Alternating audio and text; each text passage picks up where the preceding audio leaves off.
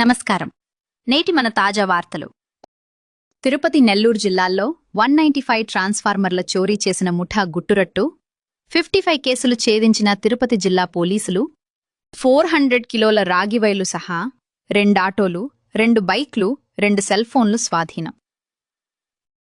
Bapatla online గేమ్స్కు BTech విద్యార్థి బలి. బాపట్ల మండలం కుక్కలవారిపాలెం చెరువులో దూకి విద్యార్థి ఆత్మహత్య. బాపట్ల ఇంజనీరింగ్ కళాశాలలో బీటెక్ 3వ సంవత్సరం చదువుతున్న దిలీప్. అమరావతి దివ్యాంగ శక్తి పథకాన్ని ప్రారంభించిన సీఎం చంద్రబాబు, దివ్యాంగ శక్తి పథకంతో దివ్యాంగులకు ఉచిత బస్సు ప్రయాణం.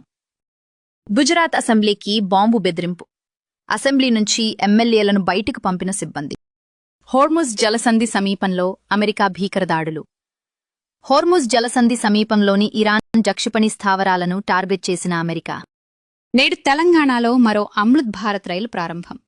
చర్లపల్లి నుంచి కామాఖ్యాకు అమృత్ భారత్ ఎక్స్ప్రెస్. హైదరాబాద్ మొయినాబాద్ డ్రగ్స్ కేసులో మరో ట్విస్ట్. రోహిత్ రెడ్డి, రితేష్ రెడ్డి, నమిత్ శర్మపై హత్యాయత్నం కేసు.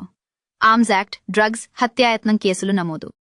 లాభాలతో ప్రారంభమైన భారత స్టాక్ మార్కెట్లు. నిఫ్టీ 140 పాయింట్లు లాభపడి 23,725.05 వద్ద ట్రేడవుతోంది. సెన్సెక్స్ 412 పాయింట్లు పెరిగి 76,483.18 వద్ద కొనసాగుతోంది. ఇలాంటి మరిన్ని వార్తలు, ప్రత్యేక కథనాల కోసం మన న్యూస్ తెలుగును కొనసాగించండి. మన ఛానల్ను సబ్స్క్రైబ్ చేసి మన న్యూస్ కుటుంబంలో భాగస్వాములవ్వండి. తాజా న్యూస్, ఉద్యోగాలు, స్కాలర్షిప్స్, ప్రభుత్వ పథకాలు మరియు ఎగ్జామ్ అప్డేట్స్ కోసం బెల్ ఐకాన్ క్లిక్ చేయండి.